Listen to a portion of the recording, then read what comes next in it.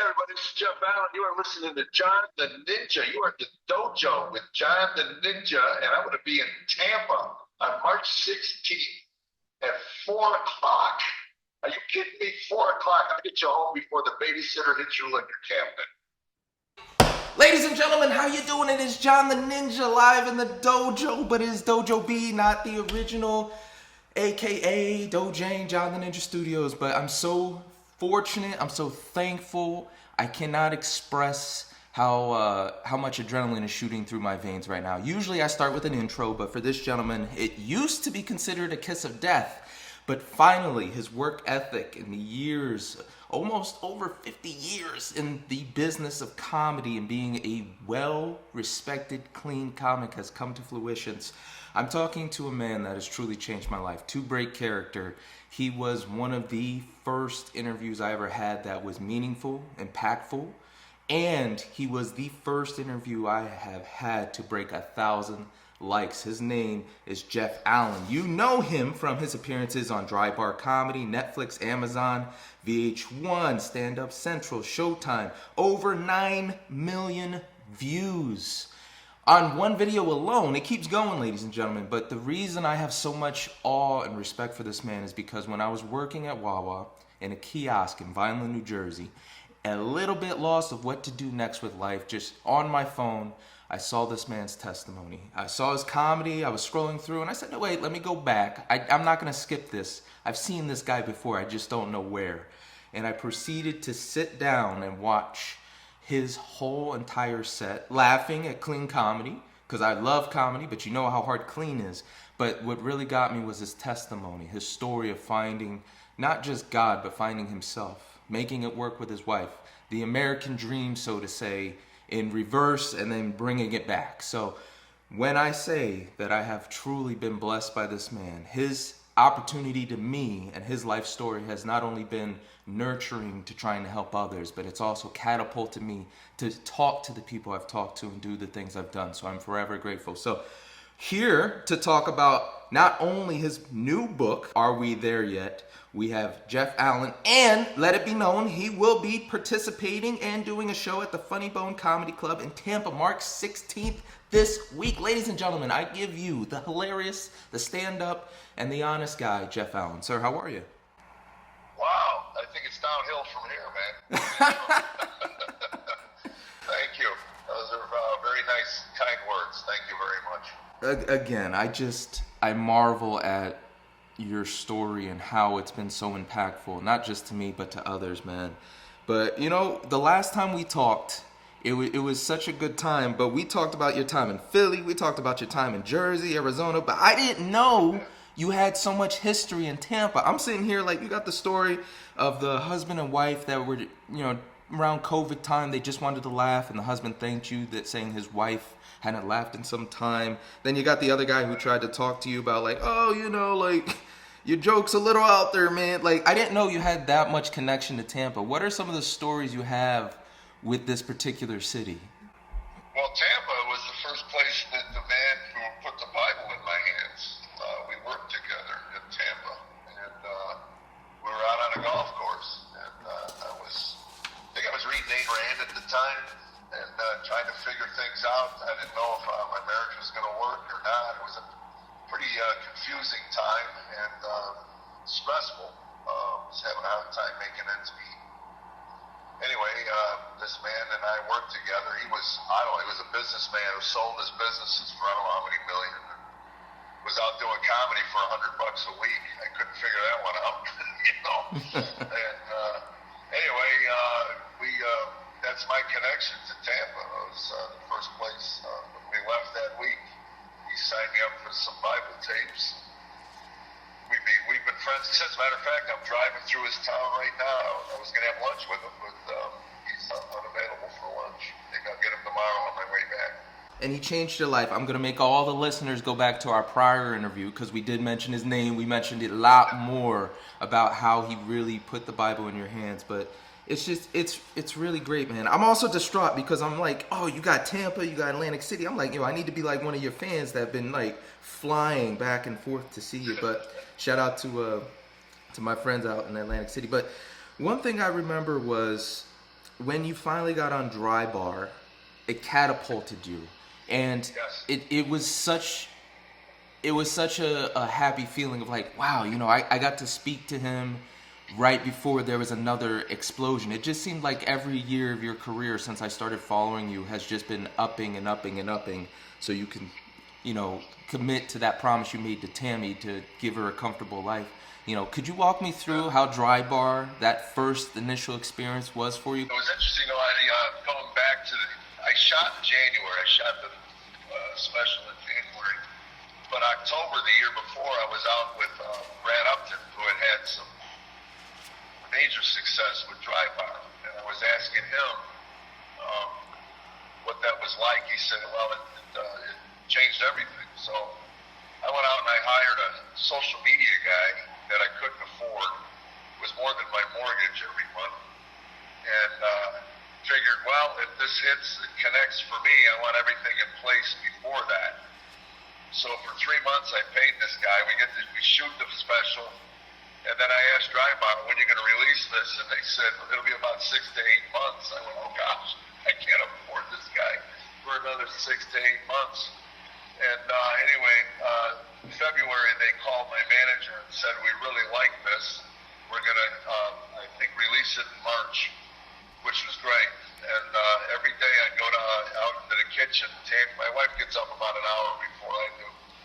And she would give me the numbers. You know, it's 20 million, 30 million, 50 million. I go, holy cow. And to put it in perspective, I remember looking at my calendar. I checked my calendar February or March just to see what the summer's going to look like. Because summers have always been slow for me. And I had not one date from June through August. And I called my financial guy and said, it looks like I'm going to have to pull some money out to get through the summer. And he said, all right, just let me know. And by the end of April, summer was full. By the end of May, we were turning dates down through the end of the year. I had all the work I ever needed. That's how Drybar changed my life. I mean, it was like all these people. You know, I've been around since 1978, and they were all writing, where'd this guy come from? You know, holy cow, never heard of him, you know. But that was, you know, and prior to the internet, if you were a comedian, you had HBO, Showtime, Letterman, and The Tonight Show, and that was basically it. And if those gatekeepers didn't dig what you did, you know, and it was hard for me to do these 5-minute auditions because I do stories. I don't know if you're familiar with the singer Harry Chapin. Yes. But Harry had a hard time getting his stuff on AM radio because his songs were stories. And you can't put a 5-minute song on an AM radio station. So when FM started to break, then he was able to get his long-form material on so that people could hear it, and then obviously the rest was history. So that was kind of what Drybar did for me. It introduced me to millions of people, like overnight. And it was just an amazing response. I can't thank him enough. Matter of fact, I just shot my 4th special that should be out in August. We just finished a pilot script based on the book, Are We There Yet? And we're now looking to cast a young comedian to play me, and I'm going to play my father, which is really kind of cool. I mean, how many actors get to play their dad? You know, that's down the road, but that's how far this has come, this franchise. I did want to see where it was at with the show, because I know you were working on it. You mentioned it for like an interview like a year ago. You know, your dad's story as well, you know, highly talked about, really intelligent man, just had a lot of demons. You know, yeah. Maybe he was hurt at the church, but something was bothering him. But Juilliard offered him to come through and perform there and learn from the school, was a great painter, you know. Now, when we get older, we start realizing what parts are spot on of what we got from our fathers. Me and my dad, I say we're the same person with 2 different minds. We do everything the same, it's just how we think is different. And I see a lot of the conflicts when, even now, you know, a grown man still having conflicts with his dad. But, you know, it's not that we don't love each other. It's just we're so alike. What are some of the positive things that you and your dad had in common that you realized? Because, you know, with your whole story, it's a lot of the negative. But I just like, yo, here's two dudes, highly intelligent, highly creative. You know, what are some things you got from your dad that you still feel like, you know what, I'm thankful I got that from him? His ability to tell a story. My father was one of the best storytellers ever. He could hold a room, you know, in the living room. They'd have a party or something. He'd tell a story. One thing I didn't get from him, which I really wish I had gotten from him, was his ability to do dialects. My father could hear a dialect and repeat it like immediately, almost as a native, you know, and that would make stories so much better, especially when you're working a city like Philadelphia or New York or whatever, where there's so much diversity. And, you know, I don't understand today's culture where, you know, if you're not of that culture, you're not allowed to mimic the dialect in telling a story. You know, again, if there's nothing malicious about it and you're not mocking the dialect, but you're just, you know, it's funny, I used to do a story about a flight attendant, a male flight attendant, and he was a little feminine, and I can't do that because it upset so many people. It's like, you know, if you were on the airplane, you say that was a pretty darn good impression of Russell. You know, and it wasn't malicious, it was just an impersonation of Russell to separate me from the flight attendant, so that telling a story, it's nice to have the characters, you know, in place. But I wish I had gotten that from my dad. He was brilliant at that. But I think his passion for golf, and that's been a blessing and a curse, I think. I just played yesterday for the first time in a while. I think I finally have learned to put that stupid game in perspective. It's it's been a lot of years, but and I think you know, he told me before he died that he never stepped out on my mom. You know, his faith to my mother and their marriage, whether it was a conscious thing or not, I think I learned that through thick and thin, and through pain and suffering, and through joy and whatever, that's just the ebb and flow of a marriage. That's all. And whatever you're going through will pass. And I think I got that from my dad. So. I'm just curious now because I know he told you, like, hey, son, you're pretty funny. And that was like a weight lifted when he said that. It's like, hey, I mean, I'm a grown man now, a little too late, but I finally got his approval. Like, just hearing that now, knowing that he said, like, hey, I never walked out on your mom, which one do you feel may have been a little bit more meaningful to you? Because I feel like when he said that to you, I think that was him kind of like saying, like, hey, son, you know, I did it. I achieved, you know, the best goal I could have. Which one you feel like meant more to you? Him saying, like, hey, son, I got you, or, hey, man, I was faithful to your mom? Because both of those are pretty great things to hear from dad. I think the faithful to my mom, you know, because they had, from an outside observer, and children don't really know what goes on behind closed doors in a marriage. And as an outside observer, I thought it was pretty rough on my mom. But in the end of her life, when she was going through cancer, my father, to the point of being hospitalized, doted on her and waited on her hand and foot. And I said to him, after my mom passed, I said, thank you for showing me how a husband's supposed to treat his wife. And he didn't know what I was talking about, but up until those last 5 or 6 years, I thought he was pretty selfish, and I kind of had been the same way. And I realized how deeply he loved my mother. And you know, a different generation, they just didn't show it, you know, the way we did. So my sons have no idea, you know, what Tammy and I've been through. other than what I've posted publicly. But we've had a different life privately than what our kids were able to see. So I don't judge my father, and it was just nice that he said that, and it meant something to him.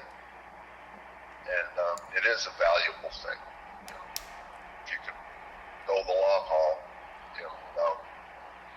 without stepping out. One thing that fascinated me about the story, not to take away from the struggles you and Tammy went through, is you were very outright like, hey, I did not like kids. I was not a kid guy. And here's a single mom. You were in awe of her work ethic, working 2 jobs, taking care of him. You know that feeling when it's like new and it's like, oh, I can do this. But what I kept on seeing is like every now and again, the little one would say something that would be very profound in the lessons you learned into becoming a Christian, becoming a better husband, to becoming a better father. It was always the kids.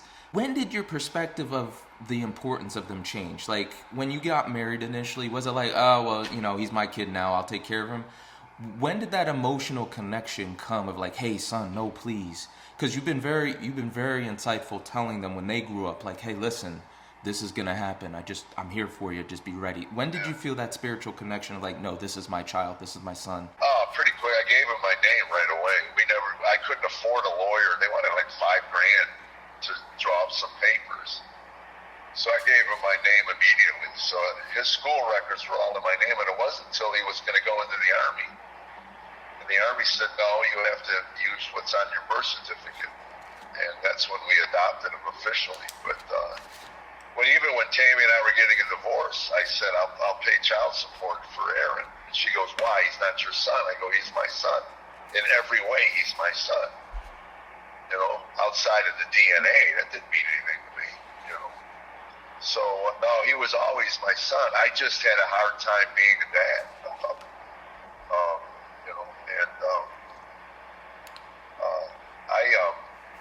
Wow, yeah. And it's funny because when we told Aaron when he was 7 or 8 that I wasn't his biological father, and he didn't quite know what that meant, but we said, if you ever want to meet your biological father, and I remember he was 15 or 16, we were adopting him, and I said, do you want to meet we had to get permission from his biological father. And it was funny because I said to the lawyer, why? Why do I need his permission? He goes, well, that's the rules. He said, I said, what if he decides now he wants to be a father and give his kid his name? He goes, just remind him he's liable for 15 years back child support. That usually cools the jets. So I thought, yeah, that would cool me. You owe us like $140,000 for taking care of your son. So anyway, but Aaron looked at the judge when he said, you don't seem all that excited about this. And Aaron said, this is your thing. He's always been my father. This is, we wouldn't even have to do this if it wasn't for you, the judge. So anyway, that really warmed my heart, I thought, right? Because that was a time, if there was any time for him to look at me and go, yeah, this guy's a jerk, I don't want anything to do with him. But that really, really warmed my heart. I'm just saying, put that in the show. That could be a great ending to an episode. Yeah. You said something that you hated dealing with conflict. And I wanted to know, after all these years now, how do you deal with conflict? I asked you in our last interview how God talked to you, and you said it was the voice. The Holy Spirit comes in, sends some stuff in your head. And you told me the story about how, like, the car broke down, and it was, like, one of the first times, like, you didn't just explode. Tammy was like, why aren't you freaking out? He's like, oh, maybe people pray for God all the time. Maybe the mechanic did here. So how do you deal with conflict now? Right. Well, for me, I recognize the ramp up. And I was just talking about, I meet with guys on Zoom every Monday, about 5 or 6 guys.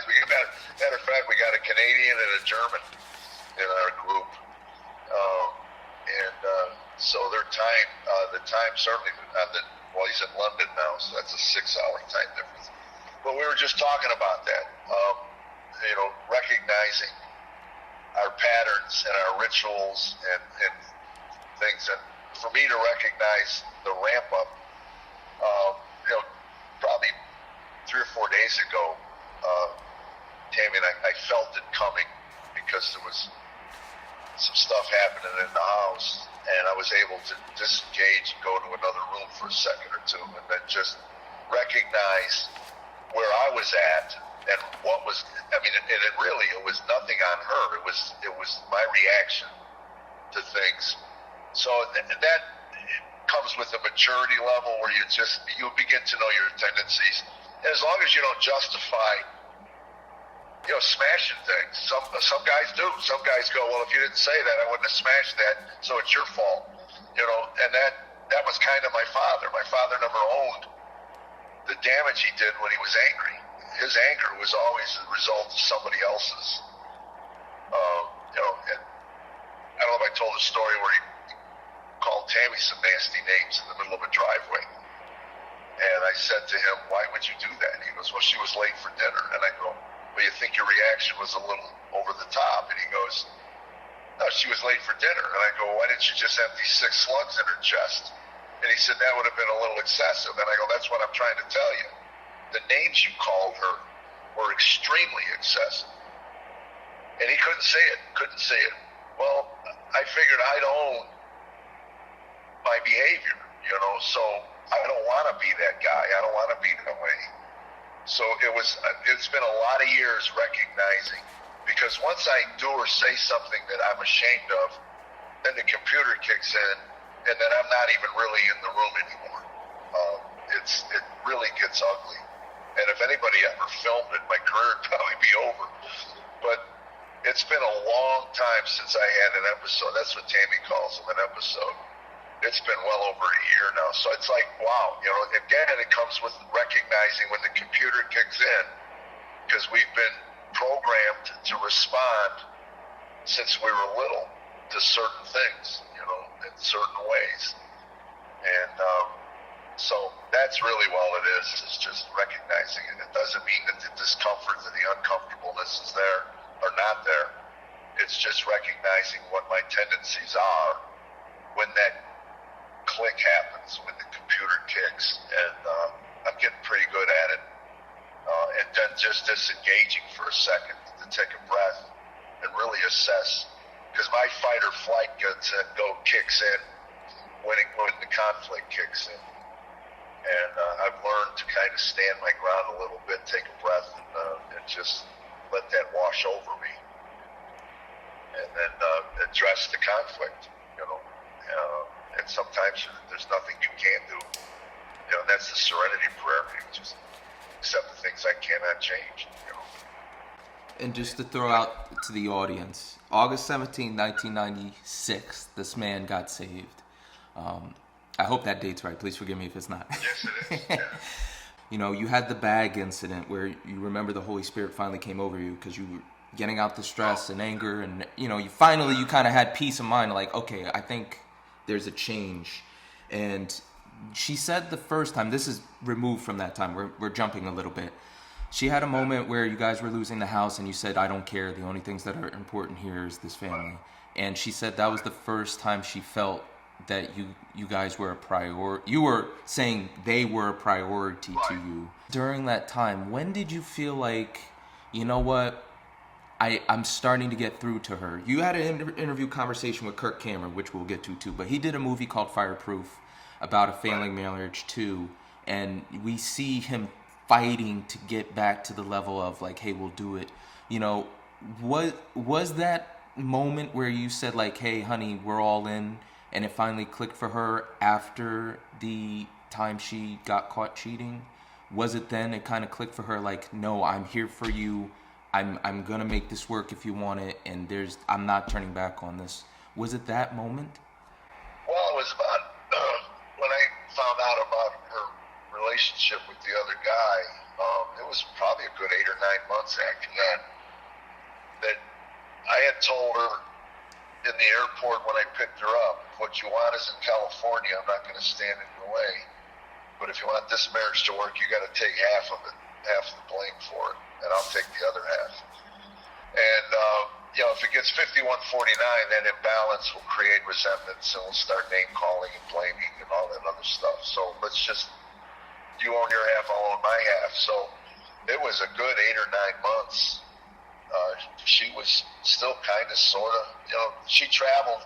He lived in California, we lived in Arizona, and she would talk to him on the phone. I mean, it was gut wrenching. I kind of blow it off on, in talking about it, but I don't know if I told you this, but I was in Vegas. I had brought her to Vegas with me, and we still talk about this.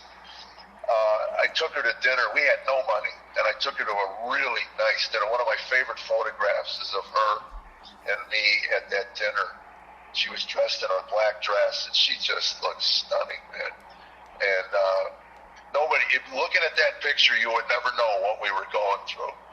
And it was the most expensive dinner we've ever had. I remember it was like $120 for the dinner, and I had no money anyway. I wanted to try to woo her, and she went off to Jersey, and she was hooking up with that guy at a dog show. And that end of that week, I had over 100. They were charging $1 for every phone call out of the room. Back then, there was no cell phones. I had over 100 calls to her hotel, and all of them were hang-ups in a week. I'd call, and I'd go, what am I going to do if he picks up the phone? And I hung up. I'd call, what am I going to do? I'd hang up. So it wasn't easy. So after 8 or 9 months, and somewhere in there, that August, I give my life to Christ and say, I'm yours. And then this September, I had told her, if you ever have an issue with him, like you want to let go, and he won't let go, let me know if you want me to get involved. Well, anyway, sometime in September, she came to me and said, he won't stop calling. I've asked him 12 times. I said, do you want me to call him? She said, sure. I said, great. So I called him, and he saw the caller ID, and he goes, hey, sweetheart. I go, you got the wrong sweetheart. And there was this long pause, and I said, here's the story. You call my wife one more time, I'm flying to California, and your next three months worth of meals will be out of through a straw. Quit calling my wife. That was it. That's when I knew she was mine. Oh, I got a little Andrew Dice Clay out of that, I said, I forgot I had the peace that surpasses all understanding. I don't know what he would have done. I don't know what I would have done if he said, well, come bring it on. I don't know. I wasn't going to get on an airplane. But anyway, he got the message, but I knew then when she came to me and said, that's it. I can't, he won't. And then I knew. She had seen something different in me in that last month. I was trying to be, what the Bible said I should be as a husband. And that's making her a priority, really. Again, I'm still thinking fireproof now. I'm like, yo, Kirk Cameron owes you some money. This story looks. Now that I'm thinking about it, I'm like, daggone, this is getting a little too close to reality. I have 2 incidences that are not even close to what you guys have gone through, but just real quick, I had 1 2-week stint with a chick. I wish her the best, but it was so emotionally tolling, and I was confused because I'm like, hey, you know what? We've only been dating 2 weeks. We shouldn't be fighting at this point, at this capacity, Man, I tell you, I said it as a joke at first, but this really did happen. Like, I'm on the phone with her. She's cussing me out. I fall asleep. I had to have woken up 20 minutes later. I always say like an hour later, but it was really like 20 minutes later, and she's still cussing me out. I'm like, yo, what happened? Did I respond? I'm sleeping. But I just remember that emotional. It's not a deadness, but you just feel like the life energy is being sucked out of you. I always say, if you're in a relationship that's acrimonious, wait till you get to apathy. That's worse than fighting. I mean, there's nothing there. You're just kind of going through the motions, and that's not a way to live a life. Yeah. And I want to highlight, though, the whole point of that story was to say how strong you guys are. to have stuck it out, to have kept going. The story of you guys were about to get that divorce, and 10 minutes out, and she said, "This isn't right." You know, did you ever ask her point blank, like, "Hey, when we were in the car, was it just the feeling, or what was going on in your head?" Because you put it out there. It's like, "Hey, if you come back, you're in it for the long haul." But did she ever address it? No, actually, she, that was the decision. We went home, and maybe I will ask her. I never even thought about it. Now that we're putting this pilot script together, and hopefully we're making some logistical changes. It'll be filmed out of Nashville, so Tammy will be from Nashville. And, it was very funny. We got a scene in the pilot script where I get arrested for drunk driving in Milwaukee, and my dad has to come from Chicago and pick me up, and I'm driving him back to Chicago, and the song "Cats in the Cradle" comes on the radio, and both of us reach for the dial and turn it off. So it's a great moment. Father, son, neither one of them want to hear the song. It is very evident in the book and in your life how God has always been protecting you. You have the stories of the cops that caught you. We gotta be frank about it, people. Rock stars, porn stars, pastors. We talk to everybody. You got caught doing cocaine. Cops arrested you, and one of the ones that are off duty is like, "Oh no, that's the comic that be here. Let him go. Get out of jail card." You have the time you were driving the wrong way on the interstate. Took you 3 hours to get home for drunk driving. There's always these moments where you look back and you go, "You know what? God really helped me dodge a bullet." And even now I'm thinking about some. Was there a particular moment where you sit back and you go, "You know what, God? Out of everything, I'm probably most grateful for you letting me get away with that." Even if it was an accident and you didn't mean to do it, me getting away with that really saved my life. Yeah, I don't know why. The skeptic in me, and I haven't, believe me, there's a part of me that's always a little skeptical of all of that. It sounds too neatly packaged.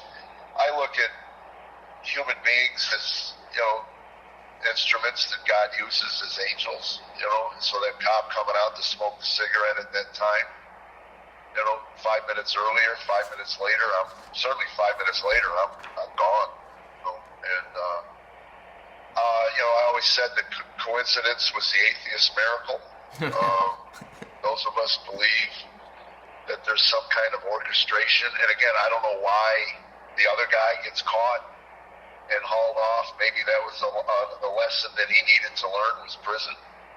So many guys come out of prison and become just so strong believers, and their ministries speak to other prisoners in a way that no way me or you can speak to people, So I don't know what it's not my universe. I don't have to plan it out. But I am grateful for whatever reason that God didn't think that I needed to be in jail for 4 to 6 years to get the message. So I am extremely grateful.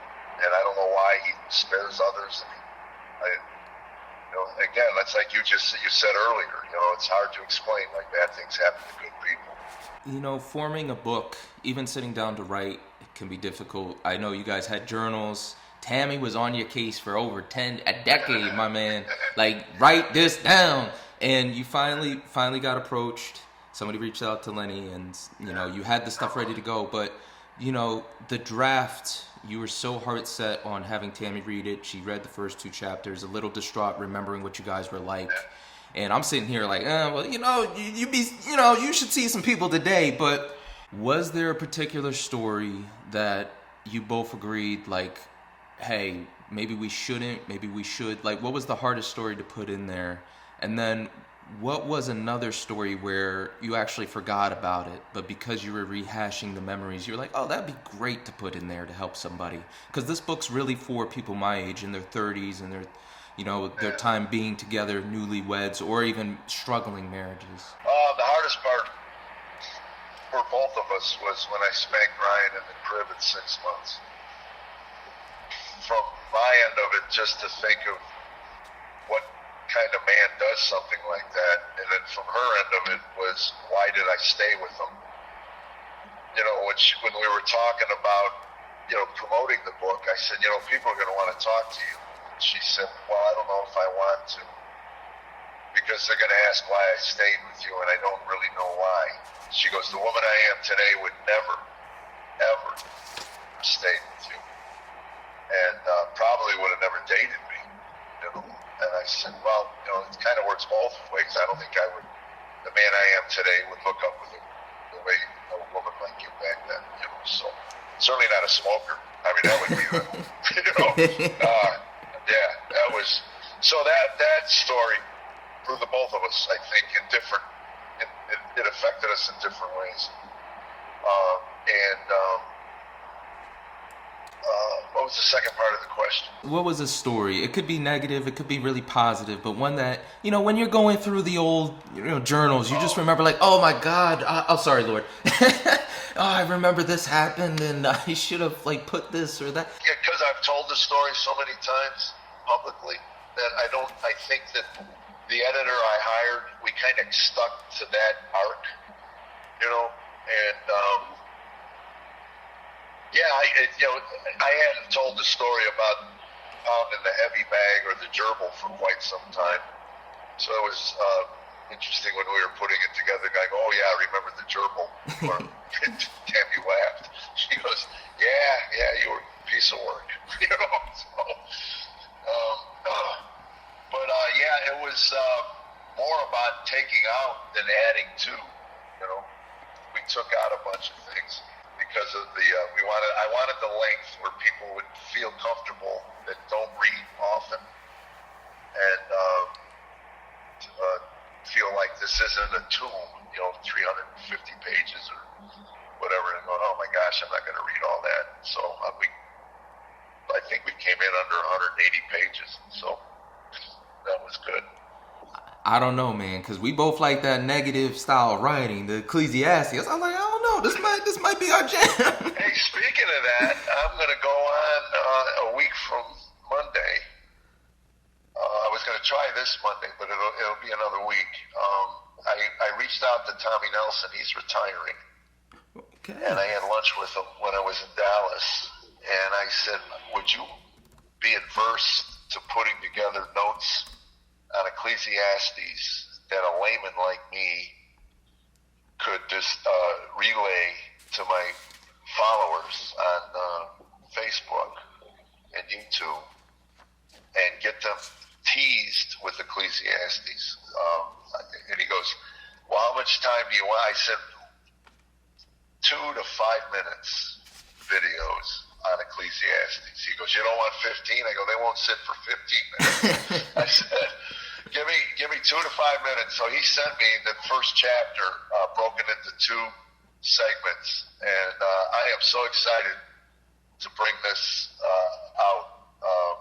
It's just really kind of the cliff notes of Ecclesiastes, and I'm hoping that it teases people's intellect enough to where they'll seek out his sermons on it. But there's a bunch of pastors who have covered Ecclesiastes, and I'm hoping to start a fire for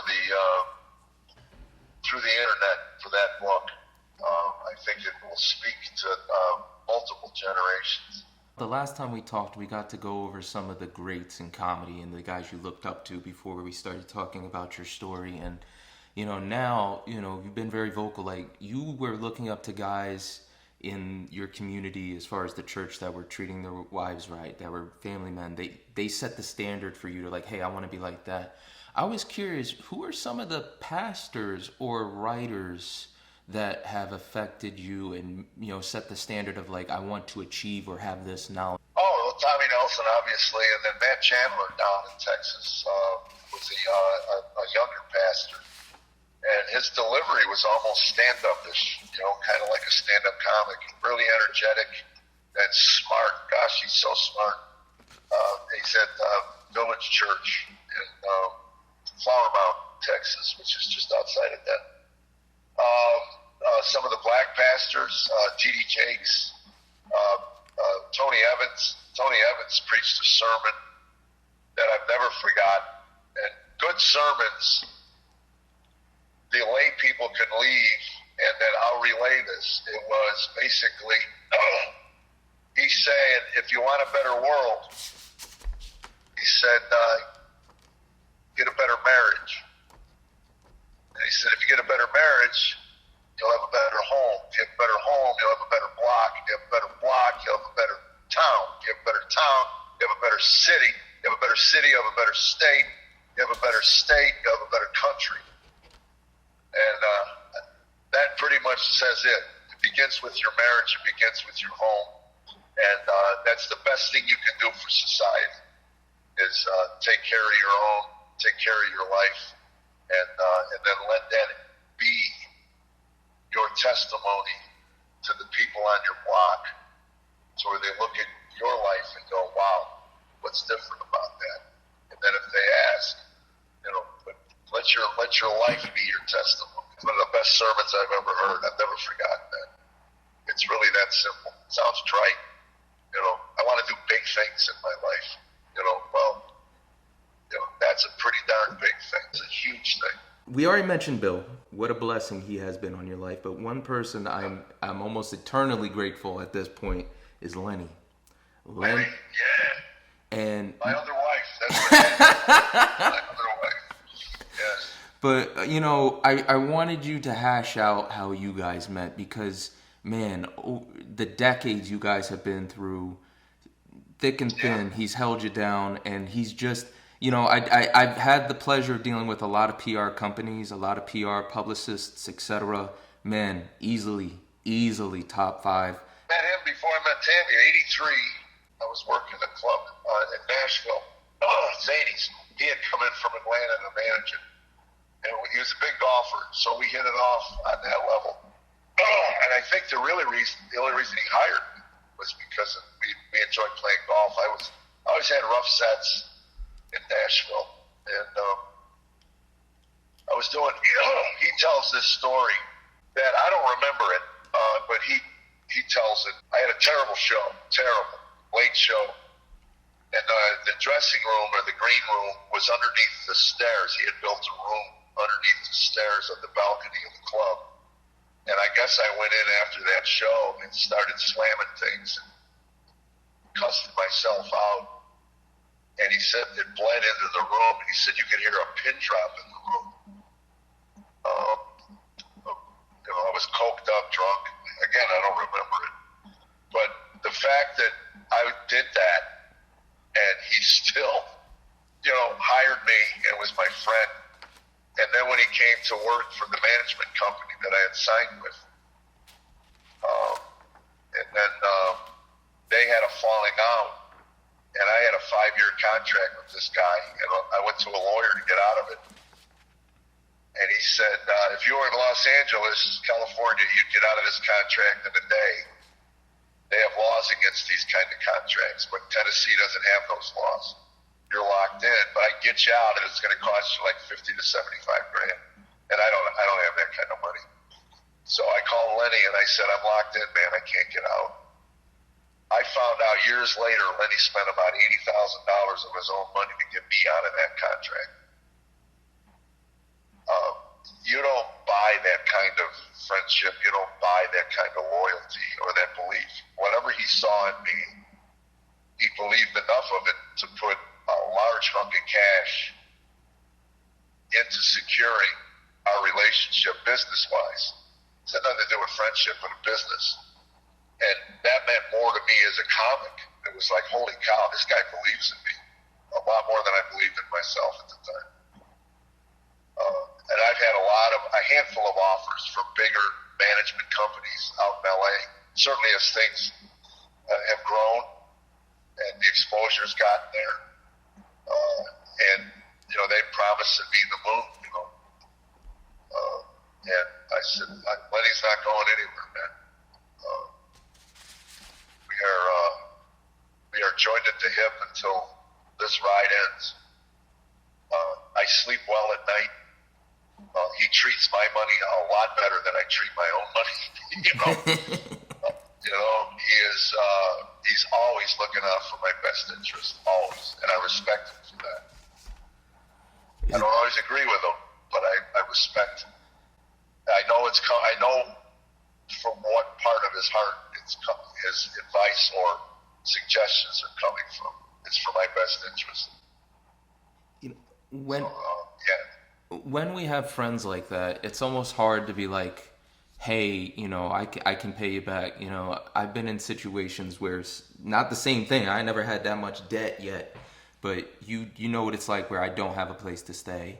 I don't have a meal. I'm in my car, doing this, and somebody goes out of their way to treat you better than their own family, but you always kind of feel like, I wish I could pay them back. Have you ever been able to, like, other than sit him down and say, thank you so much for your love, man, have you ever gotten him something or done something like, hey, I kind of want to have this as a representation of how grateful I am to you? Every Hanukkah, I try to find something really special. And, I think, now that you mention it, I probably should. I think maybe in 3 years, I'll be 70, Tammy will be 65, and we'll have been married 40 years.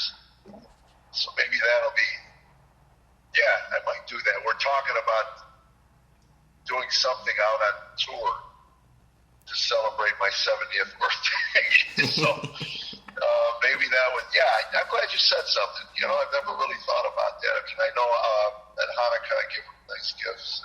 We go out to dinner and, he never has to pay for anything. But, you're right. I think certainly deserves that. I love the stories you'll mention. He doesn't get mentioned all the time, but like there's the stories like, I don't do outside shows. And then he goes like, you're doing an outside show. And you're like, I'm not doing an outside show. He's like, for 10 grand? Okay, I'm doing an outside show. Let's... That's right. Yeah, good news, bad news. We got to talk about your comedic experiences, man. Man, you were performing in the 80s at the height of comedy for this country. It was a madhouse. It's Sin City Central, every major market, but you literally could have income as a comic. You could work the same, back to the Boston area too, because Boston was huge back then. You could be in the same building, 5 sets, just go up and down the stairs, making a living. And it's like there was so much debauchery, but there was so much creativity that was happening. I have to ask you, what are some of the stories you have? Because I was watching another interview after ours, and I'm sitting there like, man, we didn't touch on anything but you opening up for James Brown. We didn't get to talk about the comics you work with, nothing. So, what are some fond, positive memories of you dealing with other comics? Lenno. I remember when Lenno came out, we were, this was 79. I was maybe doing comedy a year, and I heard about this guy, Jay Leno. And I thought, well, we'll see. And he went up and did a 20-minute set at the Comedy Cottage. And I was so blown away, man. And I'll tell you this, one of the best comic sets I ever saw was Kip Addotta at Chicago Fest. I had never seen a guy work an hour set. And he had a hook line throughout the whole show, and I can't remember what it was, but I was so it was jaw-dropping to watch someone that tight, that funny, and go for an hour. I thought, oh my gosh, who could I was doing 10, 15, 20 minutes at max, 20-minute sets, and just blew me away. And unfortunately, he got succumbed to a lot of his own demons. But Lenno obviously went on to be Jay Leno. I'll tell you one of the stories. I was in New York, and I'd only moved to Jersey to do Letterman. That was the whole goal, was to get on the Letterman show. And I was just sober. I basically described myself as a walking scab. I was civil didn't take much to pick at the scab and give me, pussy, So, and Brian Regan, there was a Letterman showcase, and Brian went up and just murdered the room, and Catch just crushed it. And I saw him a few nights later, and I said, "When are you gonna do the show?" He said, "They passed." I go, "They passed on that set?" Came home and told Tammy, "We gotta leave. I'm never gonna get Letterman. I can't work like that." So it was about a month later or 2 months later that he did the show for the first time. But it was Richard. Oh God, who was the guy? Richard Belzer came in one night, and they paid $50 a set, and I came running through the door. You can't get a cab in New York when it's raining, so I literally almost ran from the village to the east side in the rain. I was soaking wet when I got to the club, and Belzer's sitting at the bar, and he doesn't know who I am. He looks at me, and I go, "Is there ever a point in your career you don't need $50 this bad?" And he goes, "I'm here for the 50." So I go, "Yeah." Anyway, I had to dry off and go on stage. I was still sopping wet when I went up, But it was a good time. There was no social mores. That everything was on the table. You could talk about anything, and as long as you weren't malicious in your intent, Americans have always been fair-minded. So if you were picking on something or some group or whatever maliciously, they didn't buy it. You couldn't get away with it. But to talk about the differences in love and respect, which is what 99% of the guys did, and then all of a sudden it just got, socially, culturally unacceptable. And it was a shame because there was some really good insight that, people outside the group would look at a group and go, "Here's the differences, and this is what I see."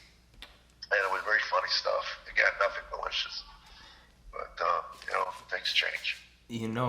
One of the funniest jokes, I don't think you've used it, I don't think you can, that you ever said that made me, I've seen so much of your stand-up, I literally spit out water that I was drinking when you said it during an interview. You and Tammy do have different political beliefs, and she won't vote for Trump because he's not a nice guy, he's an a-hole, and you said, "Oh, so you'll marry one, but you won't vote for one." But you use, it's like you'll sleep with one, but you won't vote for one. Yeah, that's different. Okay. It's so funny. Yeah, she said she will hold her nose if she has to, but she's not happy about it.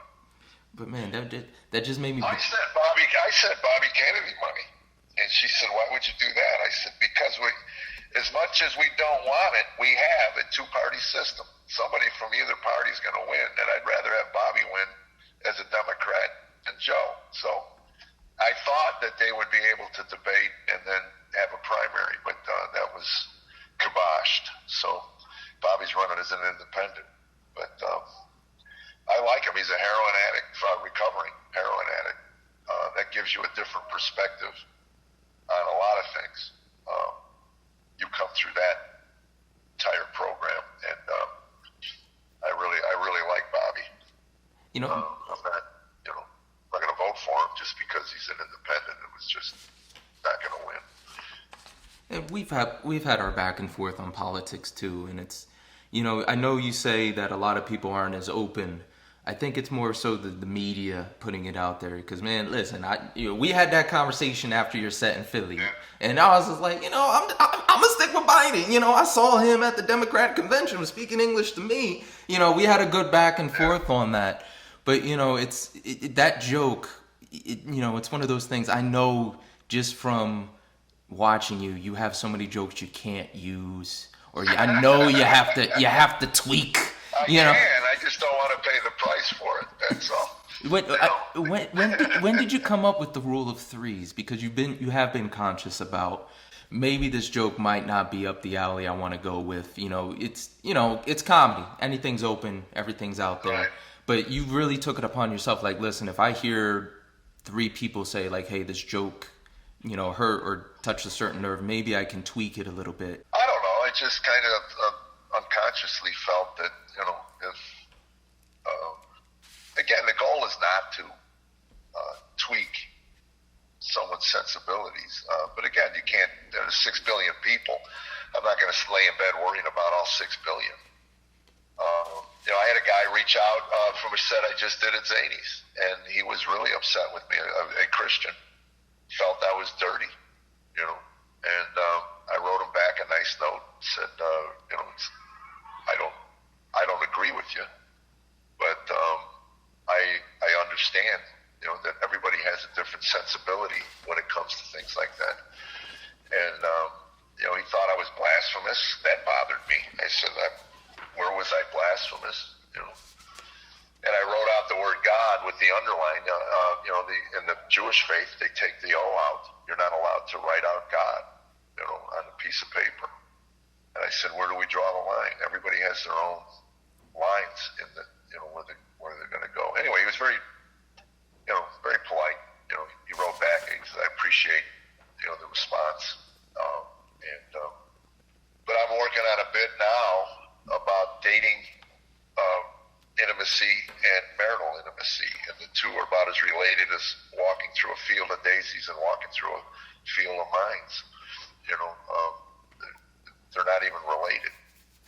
And trying to walk that line without, with my language, because there's a part of me that just, we've had some really interesting conversations, my wife and I. My favorite line of hers, I came walking through the door early in our marriage, and I smacked her on the lips, and I gave her a kiss, and I kissed her neck and her ear, and she pulls back, and she goes, what do you think, this is a port and you're a sailor? You could just come through the door and have your way. And I was like, holy cow. Okay, she goes, you could start by asking me how my day was. And then that's the end of the romance. As soon as she starts telling me about her day, I know it's not a good thing. So I've learned to sit and survey the situation before I make a move romantically, that's for sure. And at our age now, we'll stop in the hall and I'll give her a kiss and she'll go, you wanna? And I'll go, yeah, you wanna? And then she'll go, I'd rather have a cinnamon roll. And I'll go, we have cinnamon rolls? Well, let's sit down and see what's on Netflix. We'll have a cinnamon roll. Yeah, I remember the time you got done a set, guy was like, hey bro, you were really rough on your wife. And of course, when it's in house, you're like, well, if you knew. But then you went back out there and you said, hey, I just want to do a shout out to my wife. You got a little teary-eyed. And she busts your balls for that. It's like, what was with this teleprompt crying? And that's the fun, that's the joy of like the struggles of marriage. But I really wanted to touch this point. I think this might be the most important question to me on this particular interview. You said you guys are trying to pray together.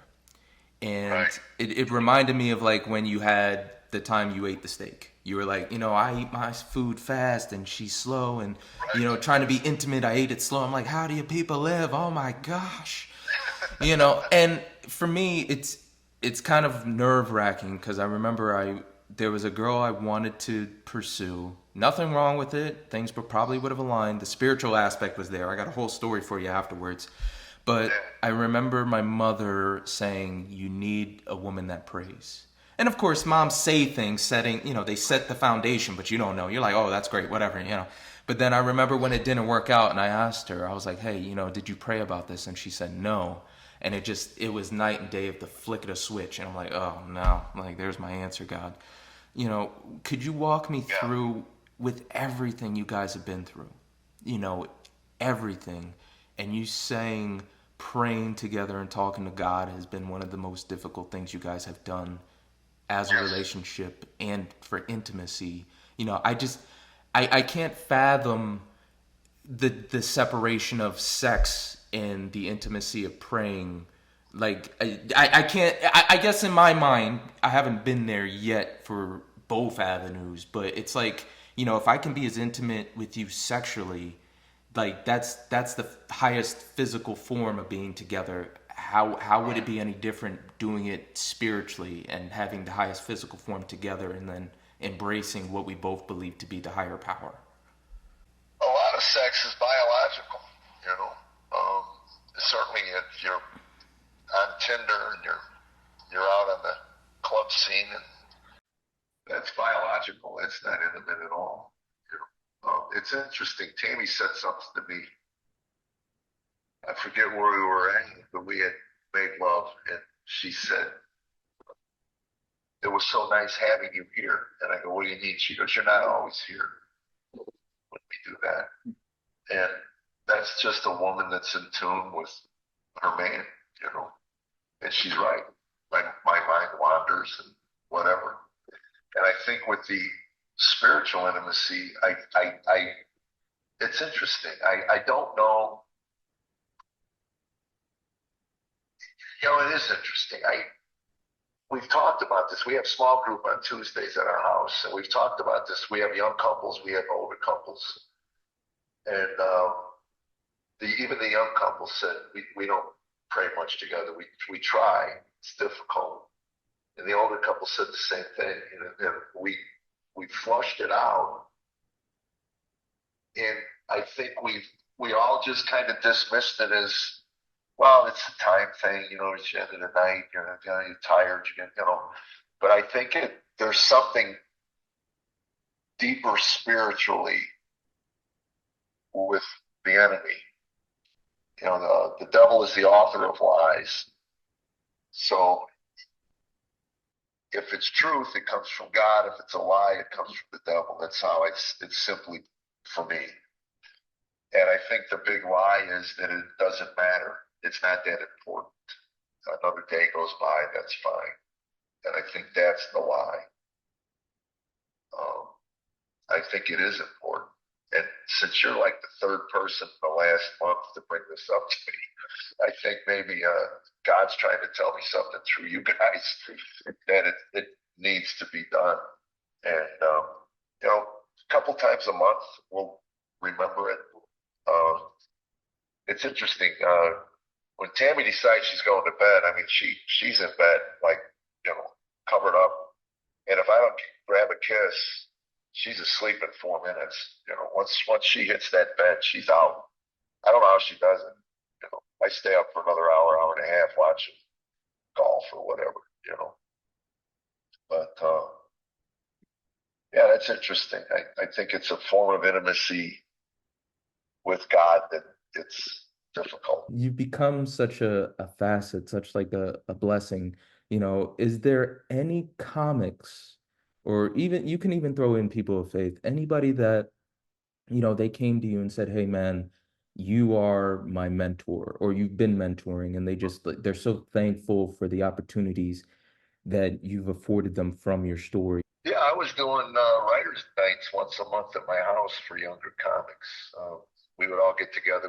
At one time we had 10 or 12 comics sitting around a table, and I was available. You know, if they had questions, and ultimately they just all became friends, and we would work out stuff that we were working on.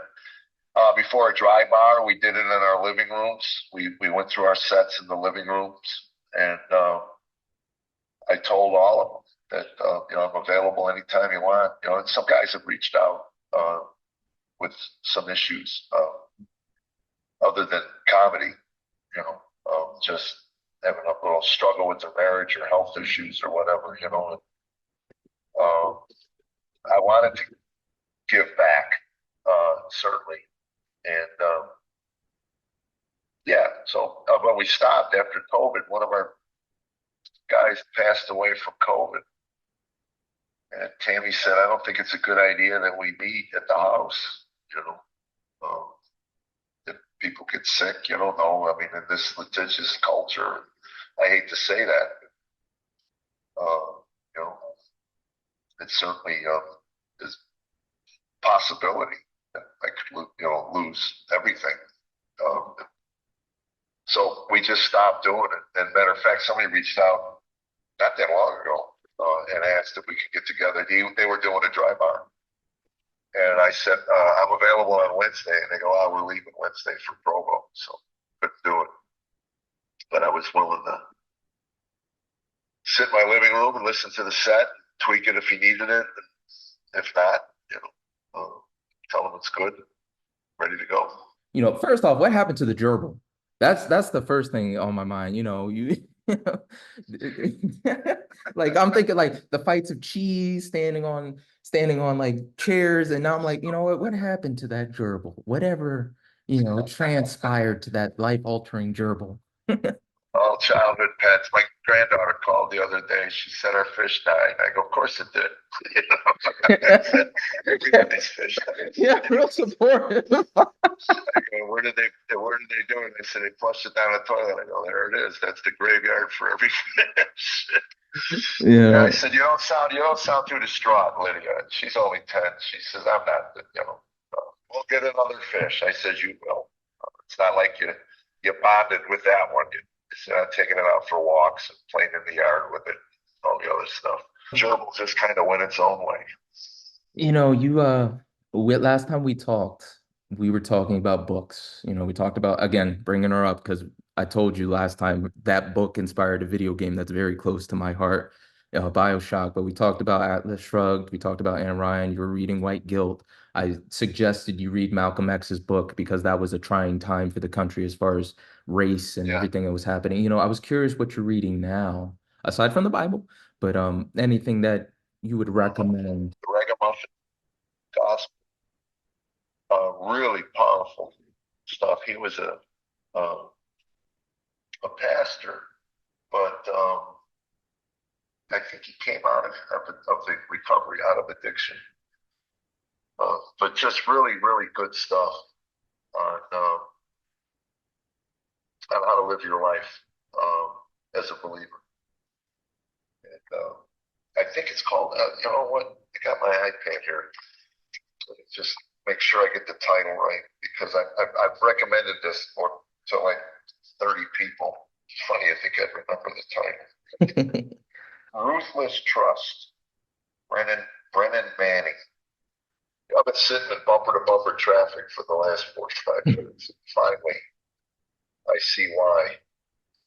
One cop car in the left lane blocking everything. So there must have been an accident. So you pray for the people. And safety. Yeah, you hope it. Last time we were together and we talked about the things we love. We both love golf. I did not know, because I knew you were a baseball man. I knew you were a football man. You neglected to tell me you were a guitar man and you love darts. Man, when I saw that, I was like, first off, I have a story for you about me learning darts, but we got to talk your favorite guitarists, man. Who are you playing? Because that is my bread and butter. I haven't played guitar in years. My brother was a brilliant guitarist. I used to just play chords for him to work on leads and things, but I was never really a musician. My father and brother fought so much over music. Again, some of the ways conflict. My brother was classically trained, and my father never forgave him for playing rock and roll, which he called three chords and out. So anyway, I'll tell you what I'm doing now, though. I don't know if I bought a Meta Quest VR, and I'm boxing. I always wanted to box, but I don't like getting hit in the face. It's hard to go on stage with black eyes and busted noses and things. So I used to go to Title Boxing and beat the bag and stuff, and did some training and stuff. But again, you can't get hit. And I went to my kid's karate class, and I told him, I can't get hit in the face. You can beat my body to shreds, but don't hit me in the face. And some guy roundhouse kicked me in the back of the head. I didn't even see it coming, and I knew I was out of my league. And the dojo lady said, Mr. Pack, we told you no face. He goes, I love tapped him. And I was seeing stars. So I knew I was out of my league. I said, I told my son, I can't do this. I can't go on stage at a church with a black eye. That's not going to work well for me in my career. So, but I got Quest Boxing, which is really cool. It's a great workout, 15-minute workout. But and darts, you'll appreciate this. I think I had an 11 dart 501 game. Whoa! What's perfect? 10 darts? I was one dart over perfect 501. Man. And it was funny because I was sitting at the bar. I'll never forget this. And I heard the guy talking to a friend of his. He goes, "Who you playing?" He goes, "This Jeff guy." He goes, I'll get rid of him pretty quick. And I got so PO'd that he dismissed me without even knowing me. I'm telling you, man, I was never more focused in my life. I zeroed in on those trip 20s and just bam, bam, bam. I mean, it was, and then I missed my first out, and I got the next one's the double 30, 16, 32 out. It was a almost perfect 501 game. Man. And I said, "You're right." I looked at him, I said, "You're right, the game was over pretty quick." Never did it again. Never even came close to doing it again. But it was amazing. It was just one of those moments, and what you can do if you're, as a human being, if you're really focused. And I've always had a hard time with that. So. Man, but that's a great story, man. The time I had, me and a friend, we would always get together after concerts or after work on weekends because we were cross-country buddies and we were still in the same area. So just tradition, we would go to the bar, and the bar we usually went to wasn't going, so we went to a hole-in-the-wall dive bar. Neither one of us were feeling it because it was a smoker's den. It was kind of, we're cool with the rowdy rock and roll crowd, but it was just different. So, we begrudgingly go there. We strike a conversation with a guy who's playing darts. I'm like, "Man, how'd you get so good?" And he goes, "You see that guy over there in a cowboy hat?" I'm confused. I'm like, "They're in this bar, cowboy hat." I look, sure enough, old man, glasses with a cowboy hat, looks like he's got a six shooter.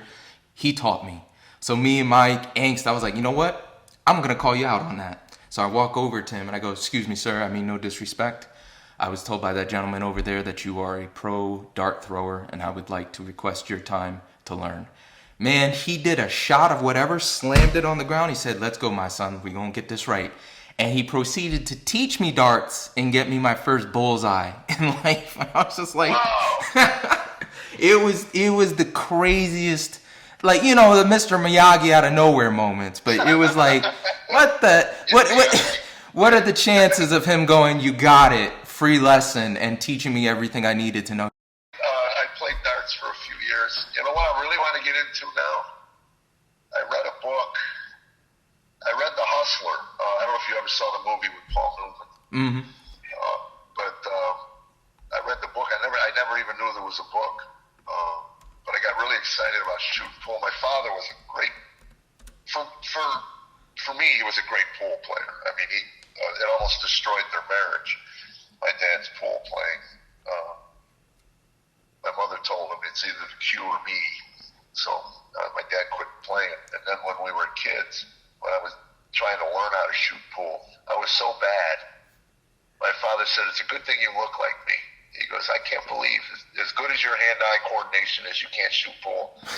So I quit playing, and I got all jacked up because now YouTube has instruction on pool playing. I've never really had, I didn't know there were drills you could do to learn, so I've been looking for pool halls on the road that I'm not going to get beat up in.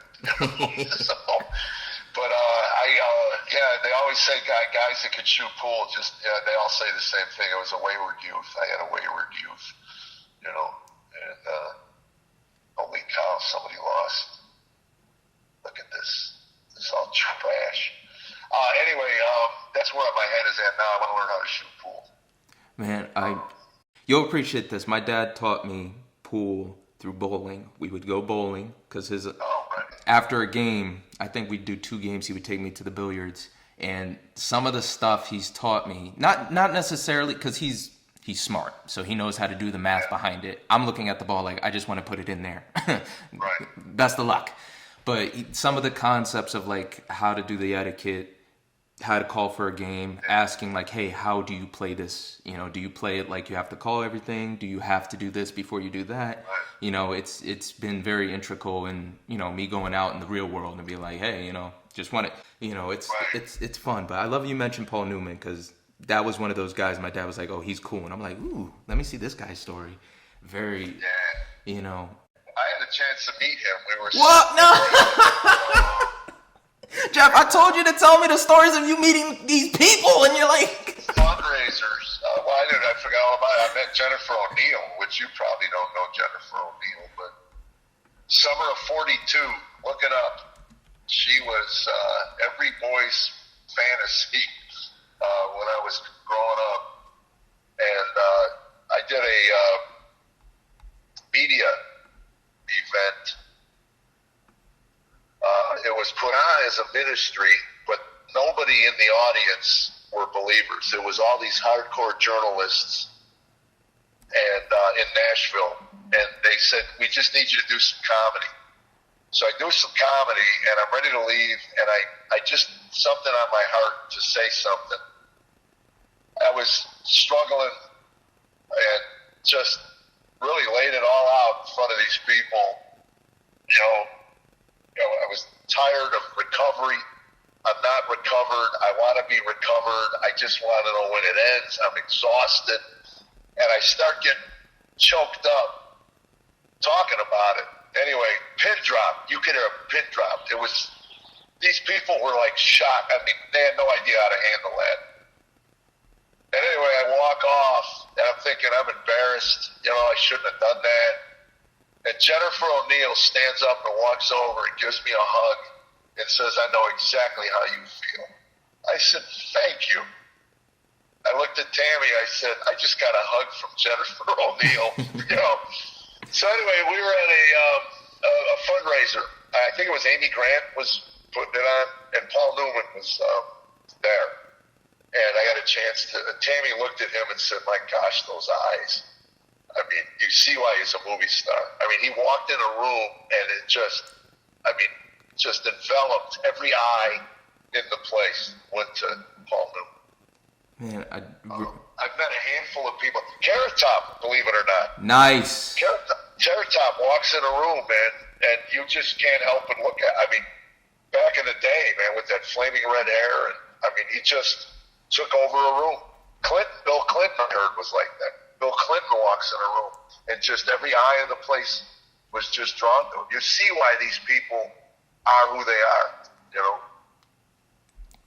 It's amazing to me. I mean, it really is. Whatever that it factor they talk about is, I've met a handful of people, and you go, it's real. Whatever it is, it's real. You see why they're successful.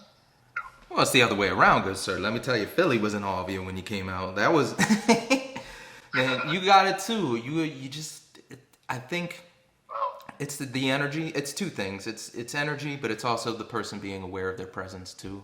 You know, it's like, hey, I'm here. I'm in the moment.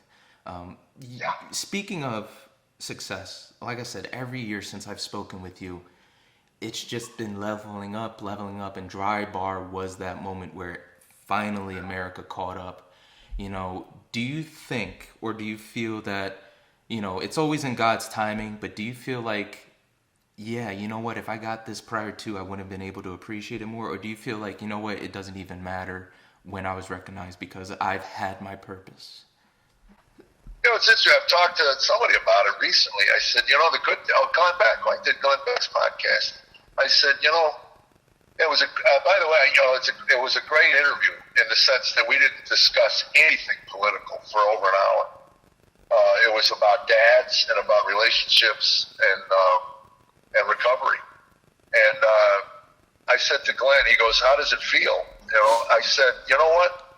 The cool thing is I can run it out and then retire. If I was 35 years old and it lasted 5 years, I'd spend the next 30 years trying to get it back. And this is great. Tammy and I are in a position now, almost, where if it went away tomorrow, we could still go visit our grandkids. We could have a nice retirement, and it was a good run. I don't look at it as anything I'm trying to hang on to. I'm just enjoying the ride. And like you said, I can't wait to see where this pilot script goes. We've got a couple studios interested in it. And this could be another phase of my career that I have wanted to do. I've just never been in a position to pursue it, was acting. And I got a movie coming out, I think this month, that we did over a year and a half ago. It's a small budget, probably go to YouTube, but it was my first extended role. I was one of the main featured characters in it. And I had to memorize a lot of dialogue. Didn't think I'd ever be able to do that. So it was a good learning experience to be on a movie set for 2 weeks every day. So who knows, where this pilot script will go and what comedian will get to play, my part in the story.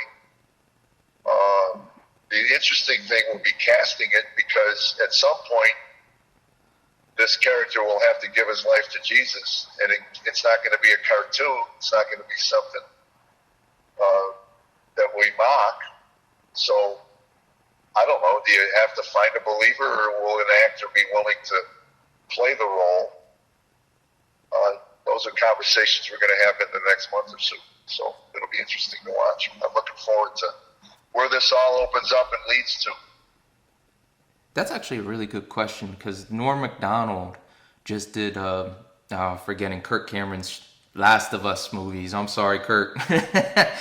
But, it was very, he even struggled with it. I am a believer. Can I play the Satan role? There's so many facets to it, but, we always get it in the end. God always lets us know. And also, fun fact for everybody else, I have been saying God nonstop for the past month. And every conversation, I need to let you guys know. I'm saying this now because when I was a kid, I was like, yes, I believe in God, but why are you throwing God every 5 seconds in the conversation? Now I'm that dude. I'm like, dang, bro. Yeah. Well, again, it's as much as it is in the South where I live in Tennessee, it's part of our culture, so it's not anything we look at as unusual. But it is interesting. I was reading a book on an airplane, and guy leans over, he goes, I'm in the publishing industry, what are you reading? And I said, Ravi Zacharias' Can Man Live Without God? And he rolls his eyes and he puts his headphones on and he goes to sleep. And it's like, do you engage? Go, what is that? I mean, really, you're dismissive? That dismissive? You have that much knowledge of the entire universe that you can just dismiss this as a non-issue.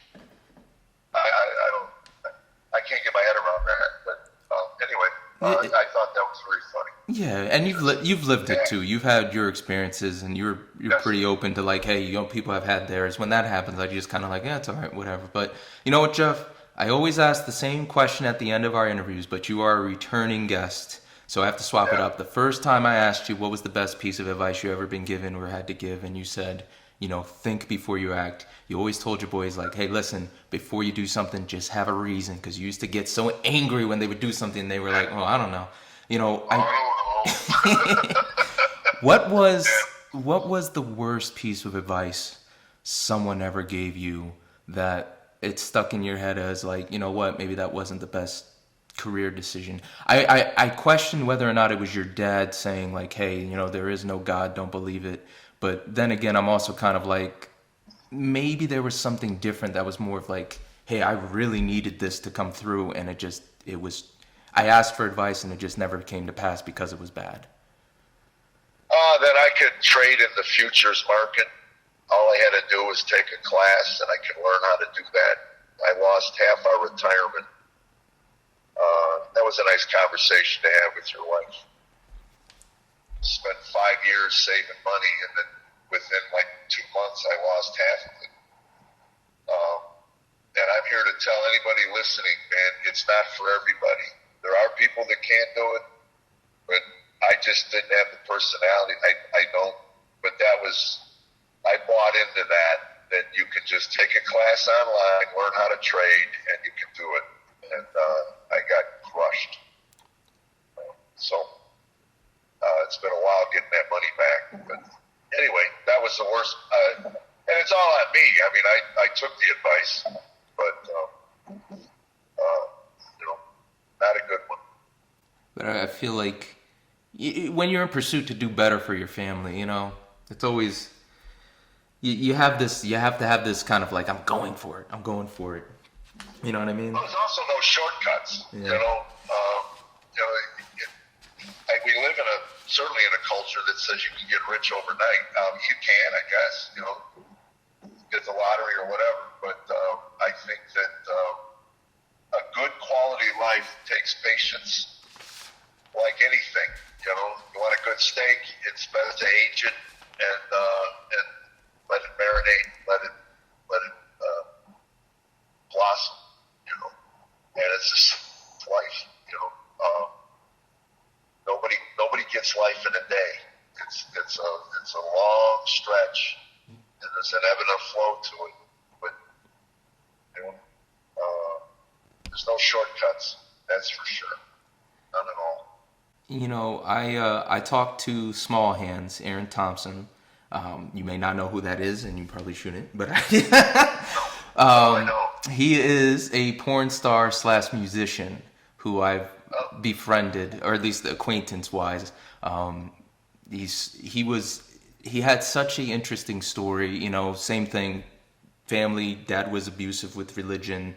Just went his own way. And as far as if we're removing the spiritual aspect of it, he really made something of his life, and it did positive things.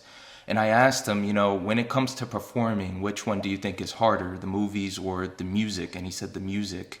And when it comes to your craft, comedy versus preaching, I've watched some of your sermons and I've gone like, you know what? If anything happens with comedy, he could always just be a preacher. He could just do that. He's, again, good at storytelling. I was curious if you noticed the difference in the dynamic, and do you have a feeling of like one's harder than the other? Is it because of the weight of like, with preaching, it's somebody else's divine eternity on the line, versus comedy, it's like, this is my reputation and this is how we eat. Did you ever have that back and forth of like which one's harder, which one was easier? Well, I don't ever look at what I do as preaching. I have always said that my life precludes me from ever standing up and preaching to anybody. I look at it as a storyteller. That's what I am. And some stories are serious, and some stories are comedy. This Ecclesiastes thing I'm doing is the first time I'm actually stepping into a teaching role, which is why I asked Tommy Nelson to give me the notes, so that at least I feel like the information that I'm giving is coming from someone who has knowledge. And the stories I will tell around some of them, like one of the things that he put in the notes was about the Bible, and the part of the Bible is broken into the prophet. The books are written by the prophets, like Isaiah. And he said the prophets, in a parenthetical, he said they told of the troubles and the, what was the word he used? And troubles is a word of the culture. They were the voice of the culture, and they talked about the troubles and the problems of the culture. And I thought, wow, that's what comedians do today. I said, I'd like to be called a prophet instead of a comedian, But isn't that kind of cool? I mean, when back in the thousands of years ago, they looked to the prophets to tell them what was going on culturally.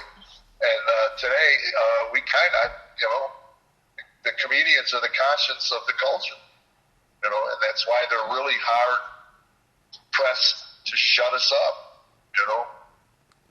No elite leader likes to be mocked, and that was the beauty of America, man. We could stand up in public and mock our leaders, and I'd like to see that come back. But anyway, yeah, I don't ever look at it as preaching. I looked at it as just storytelling, and I tried to keep everything personal, first person. not telling anybody what they should or shouldn't do. This is what I did. This is where I was. This is how I'm out of it. Yeah. You know, you're welcome to pursue the same path. It's available. I believe that through prayer and meditation, all roads lead through Christ, and eventually, you know. But you got to be open to that quiet voice that's inside all of us. You know? But we'll see where this Ecclesiastes thing goes. A week from Monday, I'm going to do my first one, so I'm nervous about it. Nervous, man. You have done this how many years? It's not. Listen. Let me tell you. I came up with a phrase a long time ago. Don't mistake adrenaline for fear. You're not nervous. No. That is you being geared up. You know what's happening. You're ready for this, man. Well, fear doesn't come from God. It's God did not give us the spirit of fear, but the power of love and a sound mind. You know, and if you love and have a sound mind, you should not. I think that when I say I'm afraid, I'm nervous because I'm stepping out of what I call my comfort zone, and it's a teaching role, and I'm afraid of being mocked for my my assessment of the text. Anyway, but it will come from the heart, and again, I'm throwing seeds. Hopefully, people will go out and seek better teachers than me on the book of Ecclesiastes. Well, I'm excited. And ladies and gentlemen, you should be excited too, because Jeff is coming back to Tampa March 16th to the Funny Bone Comedy Club. You can, and I suggest you do it now, pick up your phone, get on your laptop, call your sister, get on Jeff's social media. He has Jeff Allen Comedy at Instagram. You can hear him on podcasts on Pandora, iHeart Podcasts. He's even on Drybar. He's been on everything, but I would strongly suggest you find him on Facebook, Jeff Allen Comedy, because that is where I was able to watch him during the pandemic, do his sessions with his wife and talk the Bible, talk comedy, do interviews. He's so accessible. He's such a lovely man. And again, I can't stress it enough to all you people how much of a blessing he's been, not on my career, my spiritual life, but just being overall just an encouraging figure in my life. So, good sir, it was a joy, it was a pleasure, and it was an honor to have you return to the dojo. Thank you for everything. Dojo. I'm a two-time dojo visitor. That's great. So, and as always, everybody, be smart, be mindful, rock on, and God bless, guys. As always, Ninja out. Woo, baby, you listen to John the Ninja. Oh, your ears are about to go on a vacation. John the Ninja's got what you need.